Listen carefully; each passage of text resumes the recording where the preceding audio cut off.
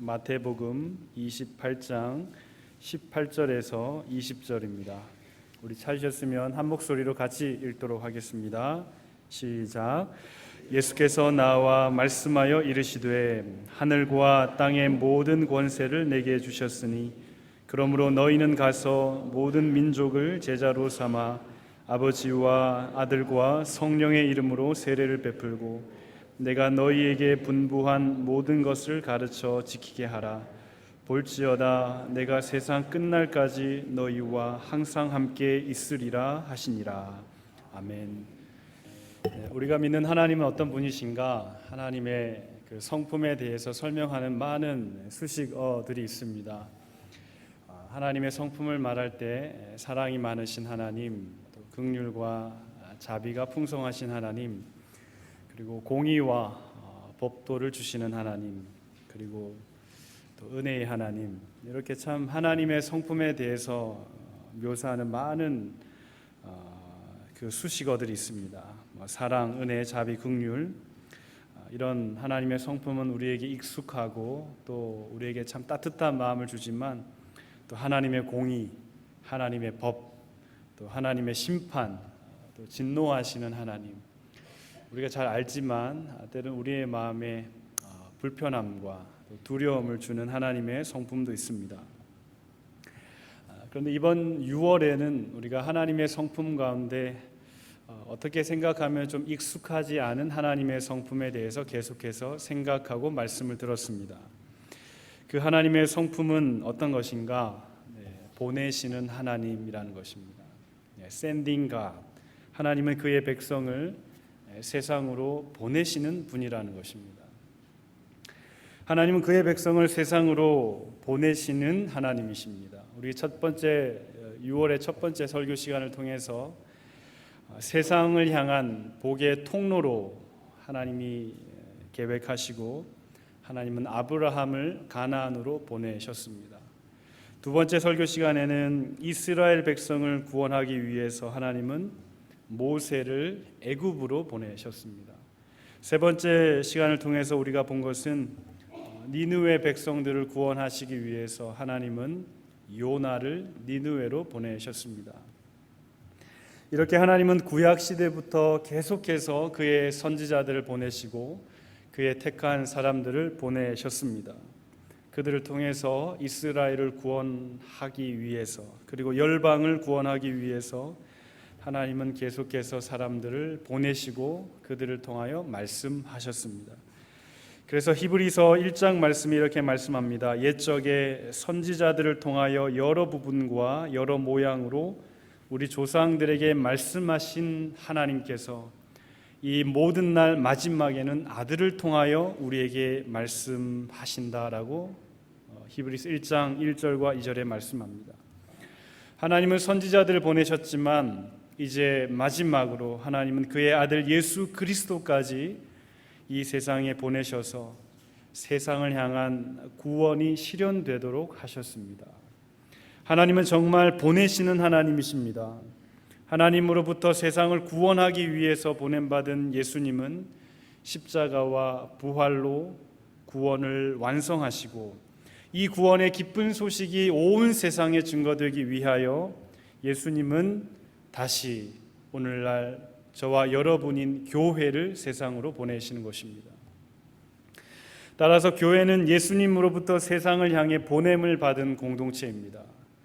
물론 교회의 원뜻은 세상 가운데 하나님의 부르심을 받은 공동체라는 뜻이 있습니다. 교회는 세상으로부터 하나님의 자녀가 되기 위해서 구별되고 부르심을 받은 공동체이지만 동시에 교회는 세상으로 다시 보냄을 받은 공동체라는 사실을 우리는 기억해야 하는 것입니다. 우리가 보냄받은 교회로서 우리는 무엇을 알아야 하는가? 오늘 본문 말씀에 세상으로 교회를 보내시는 예수님의 대명령, Great Commission이라고 제목이 붙어 있는 이 말씀을 통해서 보냄받은 교회로서의 우리의 사명이 무엇인가에 대해서 오늘 말씀이 분명하게 우리에게 설명해 주고 있습니다. 마태복음 28장 18절에서 20절 말씀을 통해서 우리가 보고자 하는 것은 세 가지입니다. 첫 번째, 교회를 보내시는 예수님은 어떤 분이신가?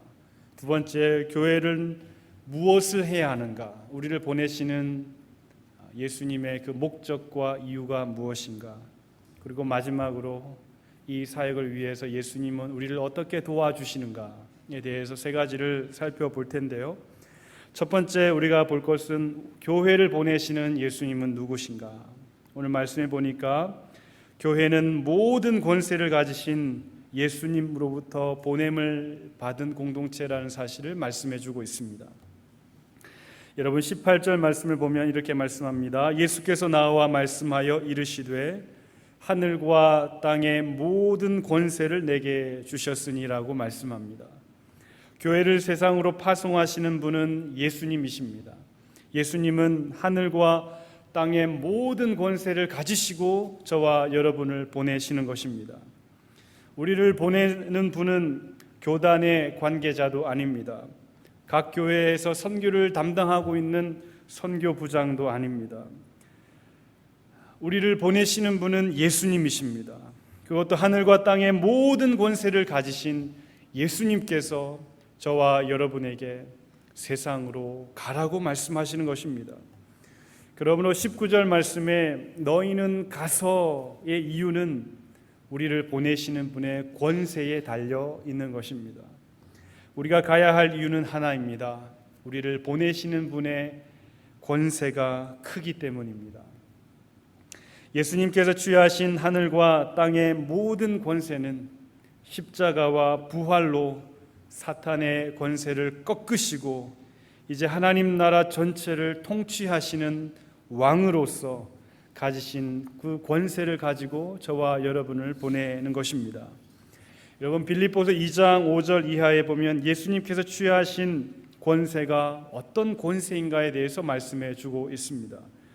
2장 5절 이하의 말씀에 보면 너희 안에 이 마음을 품으라 곧 그리스도 예수의 마음이니 그는 근본 하나님의 본체이셨다. 예수님은 원래부터 성부 하나님과 동등한 권세를 가지신 제2위의 성자 하나님이셨지만 성육신을 위하여 하나님으로부터 보냄을 받기 위하여 이 땅에 오시기 위하여 그 권세를 잠시 유보해 두시고 이 땅에 오셨다고 말씀합니다. 빌립보서 2장 6절 이하의 말씀을 계속 보면 이렇게 말씀합니다. 하나님과 동등됨을 취할 것으로 여기지 아니하시고 오히려 자기를 비우셨고 종의 형체를 입으시고 사람의 모양이 되시고 자기를 낮추시는 것까지 부족해서 죽기까지 복종하셨고 인간이 질 수 있는 가장 비참한 형태를 통해서 죽기까지 하셨습니다. 그러나 말씀합니다. 십자가와 부활로 구원을 완성하신 후에 예수님은 다시 하늘과 땅을 다스리시는 모든 권세를 얻으셨다고 말씀합니다. 9절에서 11절 말씀을 보면 이러므로 하나님이 그를 지극히 높여서 모든 이름 위에 뛰어난 이름을 주셨고 하늘에 있는 자들과 땅에 있는 자들과 땅 아래에 있는 자들 즉 하나님 나라에 속한 모든 자들이 예수님을 주라, 예수님은 왕이라고 고백할 수 있게 하나님이 만드셨다라는 것입니다. 그러므로 예수님은 십자가와 부활을 통해서 하나님 나라의 그 왕권을 성부 하나님으로부터 받으시고 그 고귀한 권세를 가지고 저와 여러분을 세상으로 보내시는 것입니다. 예수님은 십자가와 부활로 공중 권세 잡았던 사단의 권세를 깨뜨리시고 이제 공중의 권세와 지상의 권세 모두 취하신 후에 우리들을 세상으로 보내시는 것입니다. 첫째 아담은 선악과를 먹는 불순종으로 그가 가진 매우 고귀한 권세를 사단에게 빼앗겼지만 이제 둘째 아담 되시는 예수 그리스도는 십자가의 고난을 참으시고 부활의 영광을 얻으심으로 사단에게 빼앗겼던 그 권세를 다시 찾으시고 이제 그 권세를 가지고 저와 여러분을 세상으로 보내는 것입니다. 그러므로 하늘의 권세를 가지신 예수님께서 우리를 보내신다라고 하는 것은 이미 사탄과의 전쟁에서 이긴 그 승리의 전쟁터에 우리를 보내시는 것입니다. 십자가 전에는 내가 너희를 보냄이 양을 이리 가운데로 보냄과 같다라고 말씀하시던 그 예수님의 염려의 마음이 이제 십자가 사건 이후에는 담대하게 예수님께서 그의 제자들을 보내시고 파송하시는 것입니다. 이미 십자가를 통해서 승리한 싸움이기 때문에 예수님은 제자들을 담대하게 너희는 가서 나의 권세를 가지고 너희는 가서 나의 증인이 되라고 말씀하는 것입니다. 우리는 예수님께서 이미 승리하신 영적 전쟁터에 들어가기만 하면, 그리고 그 전쟁터에 들어가서 승리의 깃발을 꽂기만 하면 되는 것입니다. 이미 사탄의 왕국은 성령의 폭격이 끝났기 때문에 전쟁터에 들어가서 이제 하나님의 백성들을 우리가 불러 모으면 되는 것입니다. 사랑하는 성도 여러분, 교회는 사람의 권세로 보냄받은 곳이 아닙니다.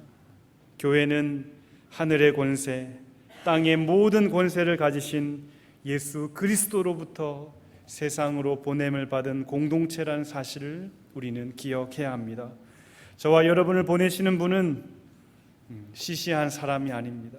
하늘의 영광, 땅의 모든 영광을 가지신, 모든 이름 위에 뛰어난 권세를 가지신 예수님께서 저와 여러분을 보내시기 때문에 우리는 왕의 사신이요 왕의 대사인 것입니다. 두 번째, 예수님께서 교회를 세상으로 보내시는 목적과 이유를 우리는 분명하게 알아야 합니다. 예수님께서 교회를 세상에 보내시는 궁극적인 이유는 모든 민족으로 제자를 삼는 것이라고 오늘 19절 말씀에서 우리에게 말씀하고 있습니다. 19절과 20절 상반절 말씀에 우리 한글 성경을 보면 네 가지의 중요한 동사가 나옵니다. 그러므로 너희는 가서 모든 민족을 제자로 삼아 아버지와 아들과 성령의 이름으로 세례를 베풀고 내가 너희에게 분부한 모든 것을 가르쳐 지키게 하라고 말씀합니다. 우리가 한글 성경을 보면 이것은 꼭 순서와 같습니다. 너희는 먼저 가라, 그리고 제자를 삼으라, 그리고 세례를 베풀어라, 그리고 가르쳐라 라고 하는 어떤 사역의 순서와 같이 느껴지지만, 그러나 우리가 원어 성경에서 보면 그렇지 않습니다. 신약 원어 성경의 의미를 최대한 살려서 이 말씀을 다시 번역을 해보면 이렇게 번역할 수 있습니다. 너희는 모든 민족을 제자로 삼아라. 그렇게 하기 위해서 너희는 먼저 가야 한다. 그리고 세례를 주어야 한다. 그리고 가르쳐야 한다라는 것입니다. 제자로 삼는 것이 가장 핵심 동사이고, 나머지는 이 핵심 동사를 설명하기 위해서, 보조하기 위해서 있는 보조 동사인 것입니다. 그러나 놀라운 것은 제자 삼는 것이 사역의 방향이라면 그 사역의 방향을 위해서 우리가 가질 수 있는 세 가지의 전략이 무엇인가? 제자 삼는 전략이 무엇인가? 그것이 바로 가라, 세례를 베풀라, 그리고 가르치라 라고 하는 세 가지의 전략인 것입니다. 우리가 제자로 삼기 위해서, 모든 민족을 제자로 우리가 삼기 위해서 첫 번째는 가야 한다라는 것입니다. 복음을 들어야 할 사람들이 있는 곳으로 가는 것입니다. 교회에 앉아서 사람들이 오기만 기다리는 것이 아니라 복음이 필요한 현장으로 우리는 가야 한다라는 것입니다. 예수님께서 공생의 사역을 하실 때 예수님도 현장으로 가시는 분이었지, 현장에 있는 사람들에게 그들을 나에게 데리고 오라고 말씀하지 않으셨습니다. 예수님은 필요가 있는 사람들을 찾아다니시는 분이었습니다. 이와 같은 생각의 변화가 중요합니다. 오는 것이 아니라 가는 것입니다. 로마서 10장 14절 15절 말씀에 보면 이렇게 말씀합니다. 그런즉 그들이 믿지 아니하는 일을 어찌 부르리요? 듣지도 못한 이를 어찌 믿으리요? 전파하는 자가 없이 어찌 들을 수 있겠습니까? 보내심을 받지 아니하였으면 어찌 전파하리요? 기록된 바 아름답도다. 좋은 소식을 전하는 자들의 발이요. 여러분, 무엇이 아름답다고 말씀합니까? 좋은 소식을 전하는 발이 아름답다고 말씀합니다. 왜 발입니까? 발은 우리가 걸어가는 발걸음이요, 복음의 필요가 있는 현장을 향하여 가는 사람들의 모습을 나타내는 것입니다. 모든 민족을 제자로 삼기 위해서는 오늘도 우리는 가야 합니다. 가서 복음을 전하고 예수 그리스도를 교회 안에서 설명하기보다 그들이 있는 그들의 현장 가운데서 예수님을 이야기하는 것입니다. 우리는 교회 안에서 예수님 이야기하는 것은 편하지만 현장에 나가서 우리의 이웃이 있는 우리의 삶의 일상에서 예수님 이야기하기가 참 어렵습니다. 왜냐하면 우리는 가는 것에 익숙하지 않기 때문입니다. 그러나 오늘 말씀에 제자 삼기 위해서 첫 번째로 우리가 가야 한다. 너희는 가는 공동체가 되어야 한다라고 말씀하는 것입니다. 이번 선교 컨퍼런스를 하면서 우리는 어디로 가야 하는가에 대해서 생각을 많이 했습니다. 그리고 이번 여름에 7월과 8월에 선교 컨퍼런스에 오신 많은 강사 목사님들의 그 사역하는 현장에 방문하기 위해서 지금 계획을 하고 있습니다. 그들의 현장을 보고 느끼고, 그리고 우리가 어떻게 선교에 참여할 수 있을까를 함께 고민해 보려고 합니다. 그래서 선교 컨퍼런스가 사실 끝난 것이 아닙니다. 이제부터 시작인 것입니다. 이제 우리는 가는 공동체가 되기 위해서 여러 군데를 방문해서 그들의 삶의 현장을 함께 보고 느끼고자 하는 것입니다. 두 번째 사역은 무엇입니까? 세례를 베푸는 것입니다. 가서 복음을 전하고 이 복음에 믿음으로 반응하는 사람들에게 성부와 성자와 성령의 이름으로 세례를 주는 사역을 해야 한다라는 것입니다. 여러분, 세례가 무엇입니까? 이전에 복음 없이, 하나님 없이 육신대로 살던 삶을 이제 멈추고 하나님의 온전한 지배 아래 성령 안에서 새로 거듭나는 것을 함께 기뻐하고 함께 축하하고 함께 선포하는 날입니다. 그래서 세례식은 영적인 출산의 날입니다. 해산의 날입니다. 가서 복음을 전하고 그 사람이 세례를 받기까지 실상은 엄마가 아이를 뱃속에서 양육하는 시간과도 같습니다. 믿지 않는 자에게 복음을 전하고 그가 세례 받기까지 얼마나 많은 시간과 에너지가 필요합니까? 혹시나 다시 세상으로 돌아가지는 않을까? 혹시나 믿음이 연약해서 마음의 상처를 받고 또 교회를 떠나지 않을까? 예수님을 떠나지 않을까? 노심초사하면서 가장 많은 기도와 관심과 사랑이 필요한 때가 복음을 듣고 세례를 받기까지의 시간입니다.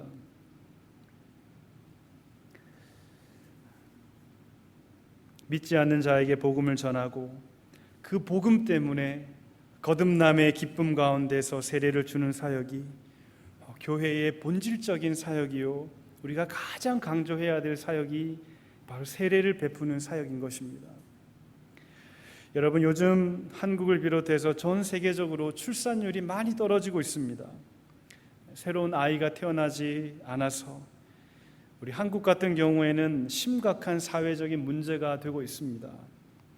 그런데 너무나도 안타까운 것은 교회 안에서의 그 영적 출산율도 떨어지고 있다는 것입니다.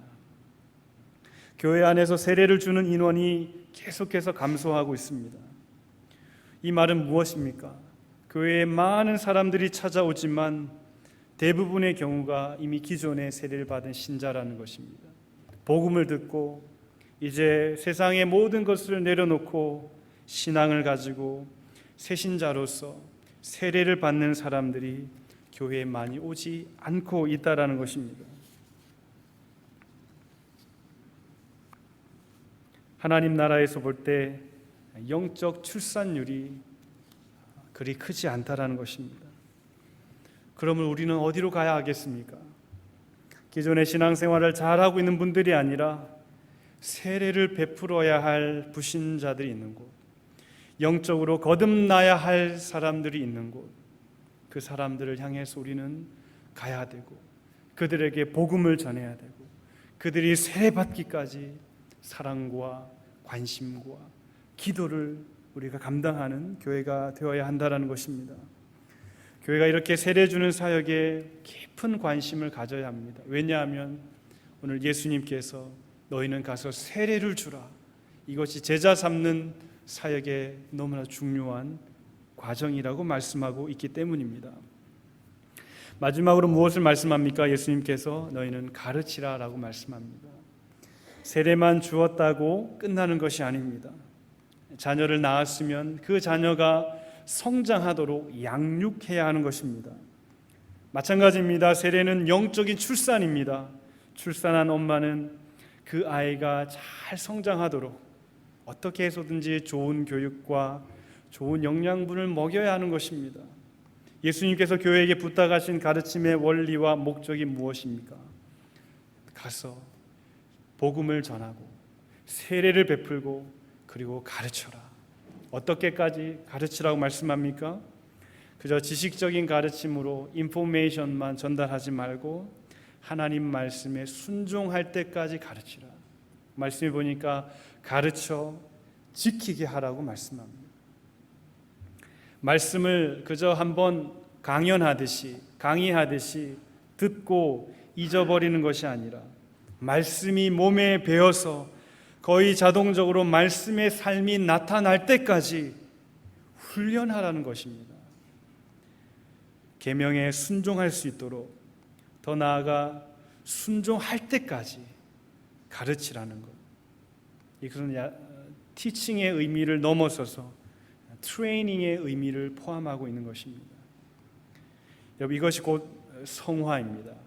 말씀을 지켜가는 삶을 훈련해 가는 것, 이것이 성화이요 경건의 훈련이요 그리스도인의 삶을 연습해 가는 것입니다. 여러분, 교회가 해야 할 중요한 사역 가운데 설교가 있습니다. 그러나 설교는 이 트레이닝의 의미에서 볼 때는 매우 제한적인 성격을 가지고 있습니다. 일주일에 한 번 말씀을 듣는 것으로 우리가 말씀을 지킬 수 있는 힘을 가질 수 있는 것 참 어렵습니다. 그래서 여러분, 예배 드리고 말씀 듣는 것 외에 말씀에 의해서 훈련받는 시간을 우리가 가져야 합니다. 우리는 정말 그리스도의 제자가 되기 위해서 말씀 앞에 우리 자신을 비추어 보고 우리 자신을 훈련해 가는 것이 교회가 해야 할 가장 중요한 사역이라는 것입니다.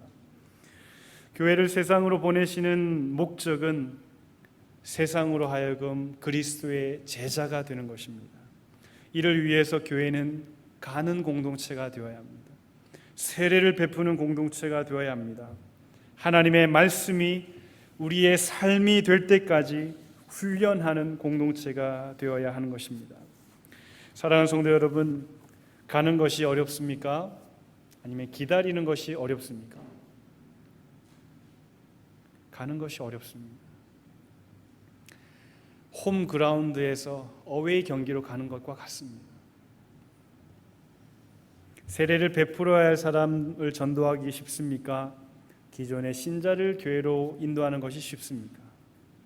물론 둘 다 어렵지만 어떤 것이 더 많은 기도와 에너지가 필요합니까? 믿지 않는 자에게 복음을 전하는 것, 그리고 그를 교회로 데려와서 세례를 받게 하는 것 정말 어렵습니다. 하나님의 말씀이 내 삶이 되도록 훈련하는 것이 어렵습니까? 한번 강의 듣는 것, 성경 말씀을 공부하는 것이 어렵습니까? 여러분, 가는 것이 어렵습니다. 불신자를 전도하고 세례를 주기까지 관심을 갖는 것이 어렵습니다. 하나님의 말씀이 내 삶이 되도록 훈련하는 것이 더 어렵습니다. 그동안 우리는 쉬운 것만 찾아서 했습니다. 기다리기만 했습니다. 기존의 신자들 데려오는 것만 했습니다. 하나님의 말씀을 그저 귀로 듣는 것만 우리가 했습니다. 교회가 세상에게 줄 수 있는 궁극적인 선물은 그리스도의 복음이요, 복음 안에서 다시 태어나고 그들에게 세례를 베풀고 그리스도의 사람으로 만드는 것, 그것이 저와 우리 교회가 감당해야 할 하나님의 사역인 것입니다. 우리는 반드시 기억해야 합니다. 교회가 성장하는 것, 교회가 수적으로 증가하는 사역과 그리스도의 제자로 성도들을 만드는 것은 결코 같은 사역이 아닙니다. 우리는 수적으로 증가하기를 원하는가, 아니면 우리 성도 한 사람 한 사람이 그리스도의 제자가 되기를 원하는가, 우리는 깊이 우리의 교회를 생각해야 할 것입니다. 우리 교회가 지역과 선교지를 향하여 얼마나 가고 있는가, 세례를 우리 교회에서 얼마나 베풀고 있는가, 하나님의 말씀을 지키기 위해서 오늘도 우리가 몸부림치고 있는가, 이 세 가지가 우리 교회가 살아 있음의 지표가 될 것입니다. 가지도 않고 세례를 베풀지도 못하고 성경을 지식적으로 아는 것에 멈추어 있다면 그 교회는 매우 큰 문제를 가지고 있는 교회가 될 수밖에 없는 것입니다. 사랑하는 성도 여러분, 우리는 세상으로 하여금 그리스도의 제자가 되기 위해서 예수님으로부터 보냄을 받은 공동체라는 사실을 잊지 말아야 합니다. 사도 바울이 골로새서 말씀에서 고백합니다. 우리가 그를 전파하여 각 사람을 권하고 모든 지혜로 각 사람을 가르침은 각 사람을 그리스도 안에서 완전한 자로 세우기 위해서이다. 그리스도 안에서 완전한 자가 누구입니까? 오늘 우리 본문 말씀에 비교해 볼 때 그리스도의 제자가 그리스도의 완전한 자인 것입니다. 이를 위하여 나도 내 속에서 능력으로 역사하시는 이의 역사를 따라 힘을 다하여 수고한다. 사도 바울이 전심전력했던 것은 각 사람을 그리스도의 제자로 세우는 사역이었습니다. 그리스도 안에서 완전한 자, 그가 곧 그리스도의 제자인 것입니다. 사도 바울의 고백처럼 한 사람을 그리스도의 제자로 만드는 것, 이 사역에 힘을 다하여 수고하는 공동체가 바로 교회라는 것입니다.